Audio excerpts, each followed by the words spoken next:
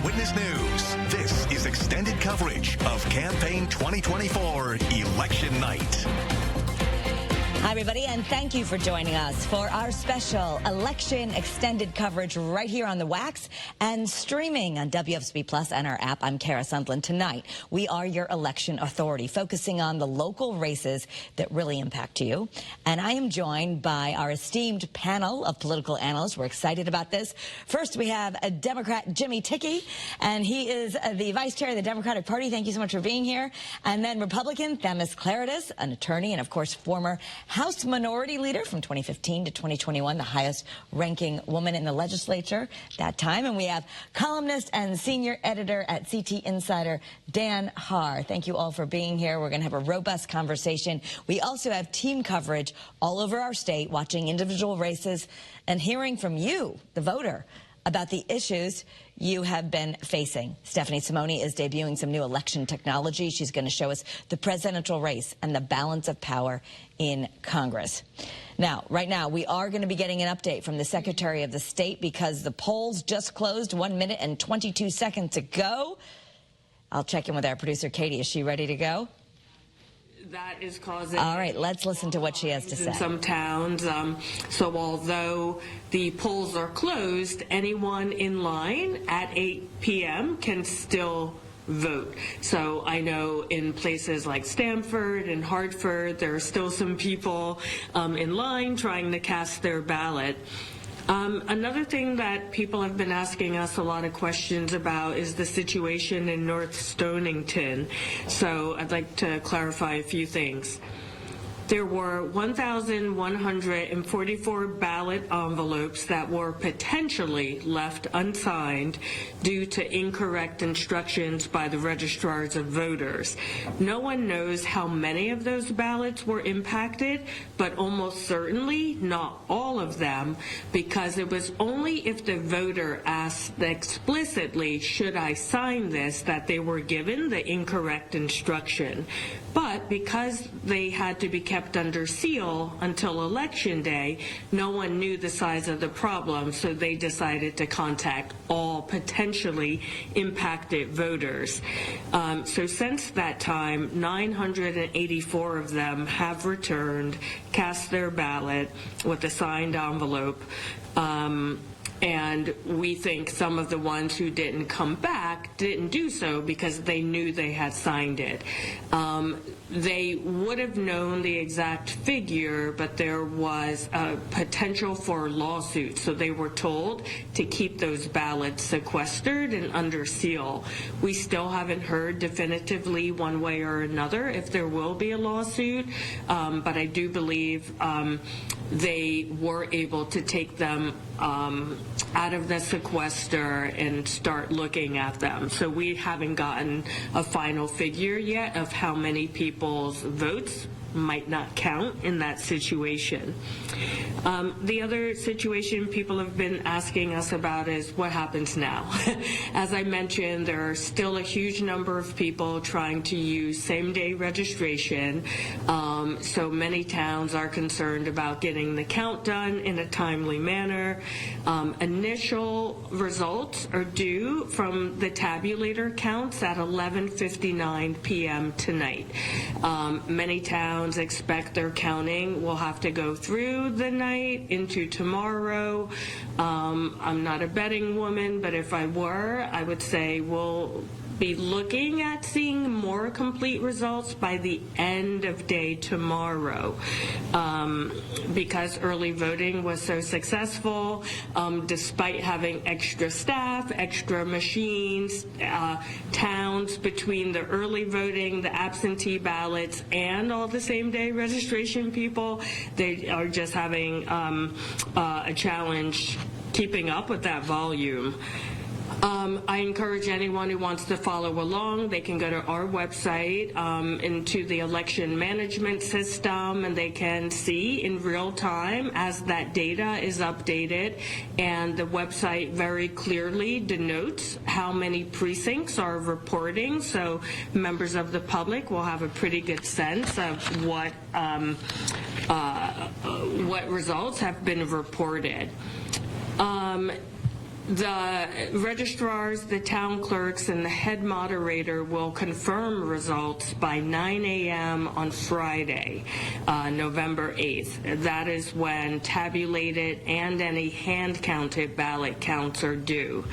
That is also the last day to inform any town if a recount is necessary because it's too close.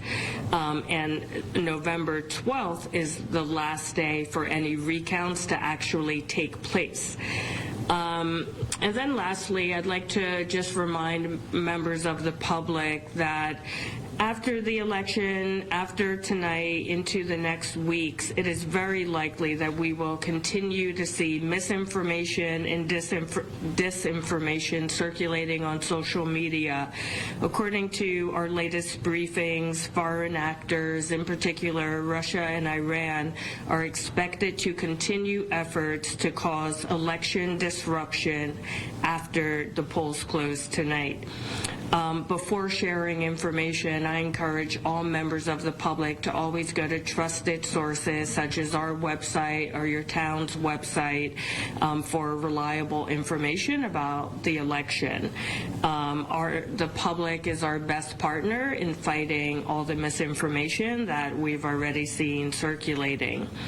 And I just want to really thank, I think we've been hearing stories from other states, and I think a big part of today's success in Connecticut is because of the We're just going to break in right now. I know you're listening to the Secretary of the State, but we have some breaking news from the Associated Press, which has now just called Connecticut for Vice President Kamala Harris. So we're just getting that word into the newsroom right now.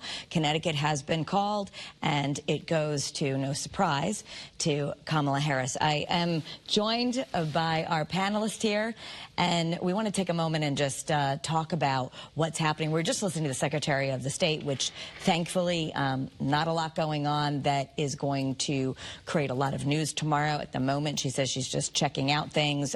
We're not going to know until tomorrow midday or later because of all that needs to be counted, although the AP has projected at least this state for Kamala Harris. So I want to start with you, Themis, as we look ahead to your as you see out onto Connecticut and how things may shift or not from a Republican perspective. What are you seeing tonight? Well, I think when we look at the State House and the State Senate, there's a couple races in each that Republicans and Democrats are focusing on. And I think that there could be a shift in the Senate. I think in the House there could be some wins and some losses that may not change the overall bottom line. But I think to your point, it depends on how much Kamala Harris wins Connecticut that will affect the congressional races, particularly the 5th Congressional District. And Jimmy Tickey, what say you as you look out and you're watching some of the tighter races and what Democrats may be feeling tonight? Yes, well, I'm very pleased that Kamala Harris won the state of Connecticut. I know that may not come as a total surprise. We are regarded as a blue state with the national elections, but it's thrilling to see that Kamala Harris won the state tonight, and hopefully she will have a good night overall across the country. We feel good about our candidates across the state of Connecticut in the State House and the State Senate, but there are some areas where we know that there are Trump voters, particularly in the Naugatuck Valley, where I'm from, as well as Themis, and throughout the Torrington area. And I'll be interested to see how we do in communities where we know that there are voters out there who did vote for former President Trump. And I'm interested to see how the Democratic candidates do on the ballot. Dan Haar, I know you're going to have a lot to say, but first we need to go out to one of our reporters. Dan Haar is, of course, joining me as an analyst here, and he has lots to say from CT Insider and what we're going to be seeing tonight. But I want to get out live right now to Channel 3's Amanda Callahan, joining us from a polling location in Torrington. Amanda, I know you were there earlier because there have been some issues with the polling tabulators. Fortunately, nothing that I guess the state can't handle. But how are things right now, and how have things progressed with this issue? Well, that's right, Kara. Here at the Armory in Torrington earlier on today, it was the issue with the tabulator. That's the machine that actually counts the ballots. But then they had another issue pop up just a few hours ago, and that was with the actual ballots. The machine was showing an error for the ballots. The registrar told me that they checked it, and it was the correct ballots for District 6, but they weren't going in. So they had to use that side auxiliary box to place the ballots in. But it seems like once they opened up a new pack of ballots, things are running smoothly. But take a look behind me. Obviously, we know the polls are closed now. It's after 8 o'clock, but we know that the state law is if you are in line before or by 8 o'clock, you are required by law to get to have your vote count. So these people are here in the Armory in Torrington waiting to cast their ballots, and the line is moving smoothly, so it seems like those issues have been resolved once they got that new packet of ballots. We have been keeping track of the issues here in Torrington, so it hasn't been an easy day for them, but luckily things seem to be moving smoothly, and hopefully within a few minutes this line should be cleared out and everyone's ballots will be cast. But we'll be keeping an eye on it for you on air and online, of course, throughout the night. But for now, live in Torrington, Amanda Callahan, Channel 3 Eyewitness News. Amanda, thank you. We'll continue to monitor any polling issues, but we do have more breaking news where the Associated Press has made another call here in Connecticut, and that is that Senator Chris Murphy, the incumbent, will keep his seat. I know as you look right now, it shows 0% reporting, but we are getting the call from the Associated Press, which often happens when the races are not very close. So far we have a call that Connecticut is going to Kamala Harris and Chris Murphy. I want to bring in Brian Shackman, the host of Brian and Company on WTIC Radio. He's currently doing election night radio broadcasting. Where are you coming to us from, Brian, and what say you about these early calls? Yeah, well, first of all, Kara, good evening. I'm actually outside the studio. I took this block off. They're talking right there as we speak. Two of our other hosts and our news director, Morgan Cunningham. We've crossed it out. We've talked to people in Pennsylvania, people in Nevada. We've gone to Howard University where the Harris headquarters are. And, right now in terms of voting, I mean, listen, a bunch of states just closed at 8 o'clock. And so things are going to start to get interesting nationally. And one conversation we're having is that a lot of people think that Trump's not going to win Connecticut, but some people think he's trending better than he did in 2020 against Biden. And then the focus becomes the 5th district. Will there be any down ballot help in that regard for George Logan? It seems that the Jahana Hayes reelection bid is relatively confident, but if Trump did better than expected in Connecticut, that would mean two things. It would be one is maybe it makes it closer for Logan and Hayes, and number two, is that a harbinger for things happening nationally? So even though we consider ourselves not that relevant in terms of national presidential politics, that's something to keep an eye on. Absolutely. And that'll be the key as we watch people come out, whatever exit polling there may be or who showed up. We've been hearing record voting, record turnout. So we'll see who those people are that actually turned out. Brian Shackman, I know we'll get to check in with you again. Thank you so much for being with us. You're welcome. Speaking of the presidential race, as we await results from a number of key states, all eyes are certainly on the presidential candidates on this historic election day. Channel 3's senior national correspondent Peter Zampa is in Palm Beach, Florida. That is where former President Trump voted today, also where his campaign is holding his election night party. Peter, set the scene for us there in South Florida. Well, let me start with this. All states are key states, including the state of Connecticut. I think we all can agree. As far as the scene here, the energy's starting to pick up as we get some of these race calls, as the polls close every hour or half hour. Now, for a long time, it was largely just folks like you and me, journalists, just dozens and dozens of us all around here waiting for hours to get in, finally getting in, the anticipation building, and we're finally here for this watch night party. The crowd, a few of them, a few dozen have been up there near that stage for a number of hours. They've got a long night ahead of them, but the energy is still palpable in here. And what has the former president been doing today, given that we know he said he's had his very last rally yesterday? What's the mood been like for the president today? Well, the campaign told me he's been in good spirits all day. He voted in person here in Palm Beach. He took some questions from some reporters afterward on an array of topics. Then he went to visit a campaign headquarters site to talk to his staff, to thank them for their hard work. And then the campaign told me he was actually making get out the vote calls for a while there, whether it be at Mar-a-Lago or that campaign headquarters. Every last second counts, I suppose, for this Trump campaign. And then this evening, before he comes here to address these supporters, he's watching the returns file in at Mar-a-Lago with his entire family, a bunch of friends, and senior staff from his campaign. I know that you've been in touch with the Trump campaign, and I also know this is on the mind of a lot of people, of what will former President Trump do tonight. Do you have any news if he will declare victory, regardless of perhaps what the AP or other networks are saying or what the returns are telling us? Well, he was asked that question today. He sort of dodged it. I put that question to the Trump campaign today. They sort of dodged it because they don't like to speak in hypotheticals when you're on election day. They like to think that this is their race to lose, that they will be victorious tonight. No need for any premature election calls or election victory calls from this former president. But we know what he's done in the past, and we know what he's been saying throughout this election cycle, sowing doubt in this election. Even today, sending out a social media post calling into question what's going on in the crucial city of Philadelphia. So the narrative is there. He's been laying the groundwork to sow doubt in this election. So do not be surprised if he repeats 2020, prematurely claiming victory in this race. Peter Zampa, our senior national correspondent, thank you. And I know we'll be getting an update from the Harris campaign coming up in the next half hour. Thanks for being with us. I want to shift out now to the congressional race that has a lot of eyes on it in our state, getting a lot of national attention. It's the 5th District rematch between Representative Jahana Hayes and Republican challenger George Logan. Channel 3's Susan Raff is live there.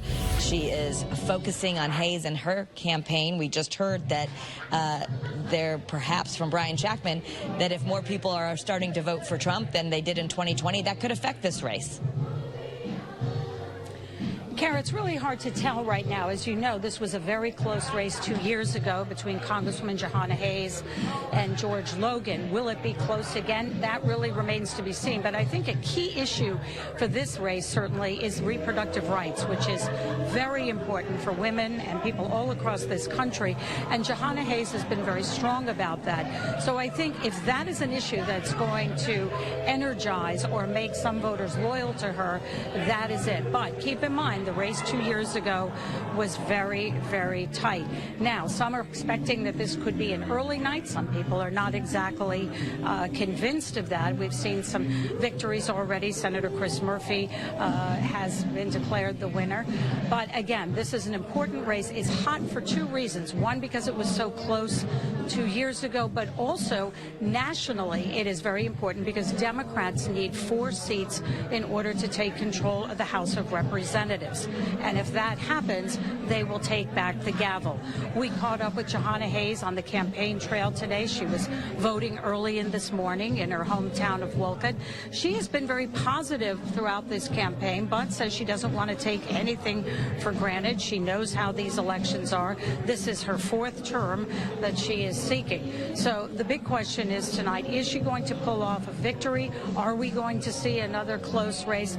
This is one race that we definitely want to be paying close attention to. So we're going to throw it back to you for now, and we will bring you updates, obviously, as the night progresses. We are live in Waterbury. Susan Raff, Channel 3 Eyewitness News. All right, Susan, thank you. Coming to us from the Brass City, Republican George Logan is running against Representative Jahana Hayes, and Channel 3's Matt McFarland is live to give us an update from that view of the race. Matt?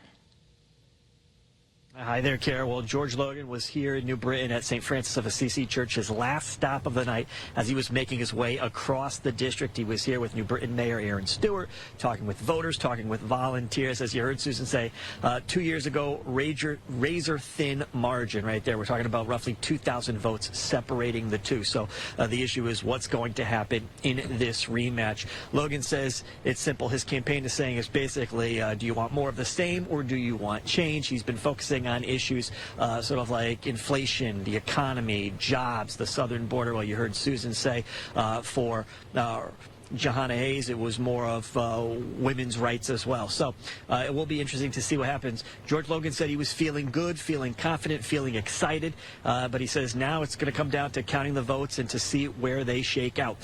One thing to point out, traditionally, campaigns always have that election night watch party with their volunteers, their campaign volunteers, and their supporters. Logan decided not to do that this year. He said, telling Eyewitness News earlier this week, that he would celebrate when they have a victory. So will it be Logan? Will it be Hayes? And just when will we know that tonight? That is the big question. But for now, though, we're live in New Britain. Matt McFarland, Channel 3 Eyewitness News. Matt McFarland, thank you. Certainly a race we're all watching. I want to bring in our panelists now. And Dan, I want to start with you since you didn't get to speak to us the first time. But as we look at it, Connecticut, certainly the 5th District is one that's gotten the most national attention, although I do know some of the Republican funding was pulled in recent weeks. Yeah, the $600,000, that was a blow to the campaign, but it wasn't entirely, I don't think that's a mortal blow. It's, look, they have money. and they have to move it around, and it doesn't mean they think he's going to lose. It means maybe they think he's going to win. You know, you don't know. I think that's a stretch. But the point is that I think the Democrats have been portraying that move as the death knell of Logan's campaign. And that's certainly, I was in the Fifth all day today, and that's certainly not what I saw.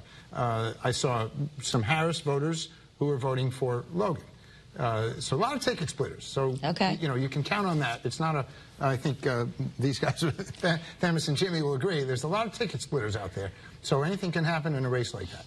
I think she has the advantage, but it doesn't mean the death knell. All right, we've got to get to something else, but just, you agree, ticket splitters? Do you think that's going to be a theme? Connecticut is a big ticket splitter state because, you know, there's higher Democrat registration, but there's almost 50% unaffiliated voters, and people vote for the person more than not. Okay. There can be ticket splitters, but the ground game that Jahana Hayes had throughout this entire campaign was pretty impressive. The amount of volunteers that came out for her, especially in the last several weeks and months. I do feel pretty good about her prospects tonight and the operation that they had really owning the ground across the 5th Congressional District. Okay, our team coverage continues now because Channel 3 is your campaign 2024 election authority. I hope you're enjoying your election party and streaming us so we can give you all the information.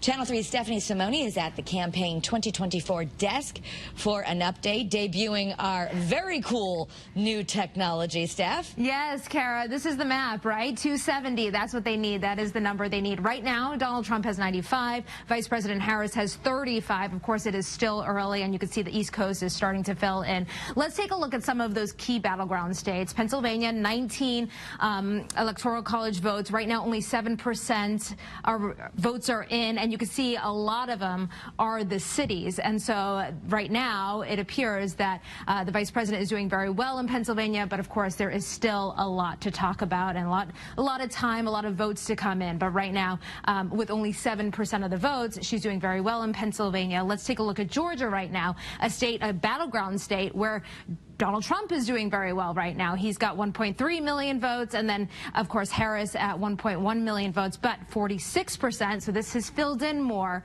46% of people are voting in Georgia, so it looks like we might be getting some more numbers out of Georgia. All right. Let's go to back to Kara now. Of course, these numbers are constantly changing. I also want to mention in the Senate, Jim Justice picked up a seat in the Senate for West Virginia. So initially, that's Manchin's old seat, an independent. Now it has flipped to Republican. That means Republicans need one more seat to gain control of the Senate, Kara. A lot to talk about, and we will keep it here, right here, watching this map. Kara, back to you. All right, Stephanie. Thank you very much, and we're going to continue to bring you updated live.